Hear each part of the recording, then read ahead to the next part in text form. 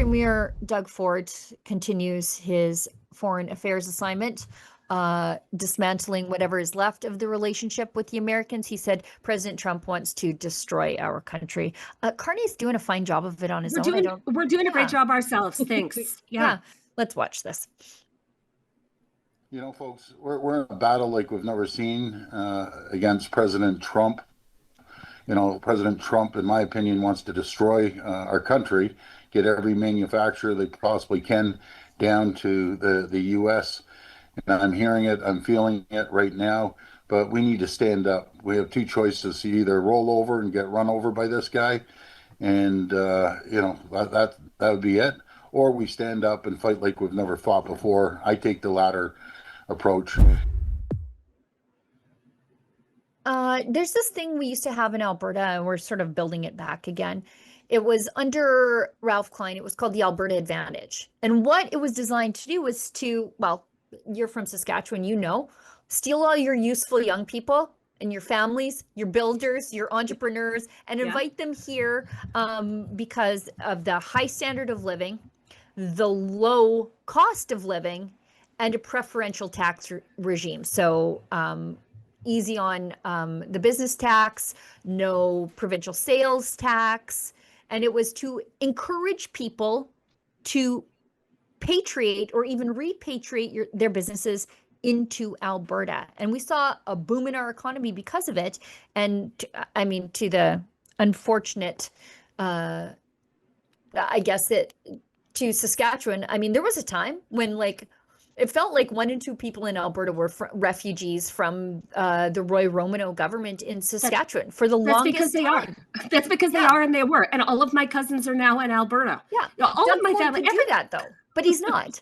Yeah, no, he's not. And the way that he accuses, well, the language is really interesting because he's talking about, you know, battling, and this is such a battle, and Trump is trying to destroy Canada. On the contrary, Doug, what Trump is doing is throwing a lifeline to Canadian manufacturers that have been backed into such a corner that they can't survive the oppressive regulatory regime of the federal government, who you have sleepovers with, Doug. This is not Trump destroying Canada.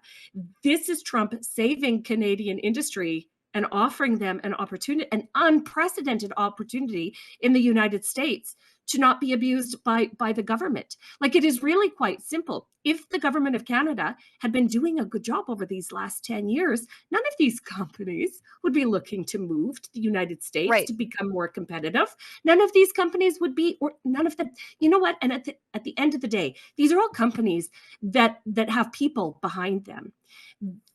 If the people were taken care of by the government of Canada in these last 10 years, there would be absolutely no appetite to go to the United States. And yet what we are seeing is an absolute exodus of high achievers. Right. We're not losing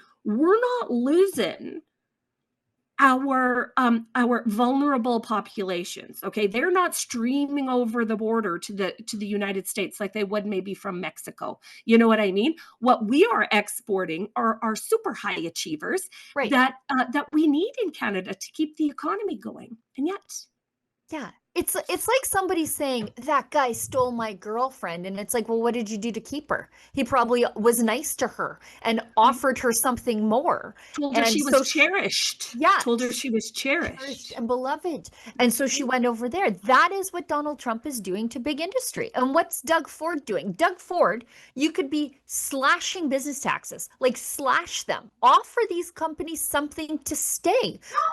Cut payroll taxes. Be all over the federal government to get rid of their stupid carbon levy on big industry. That's what would encourage these companies to stay in Canada and make Canada competitive. And Doug's not even doing the things that are within his control to get these companies to stay. He's just complaining. No, seriously, that's the exact truth. He's just busy. He's so busy antagonizing and trying to blame the United States for all of the problems that he himself helped create. Yep. I don't, you know, every now and again, I think, oh, there's hope for Doug Ford. And then he opens his mouth and I go, no.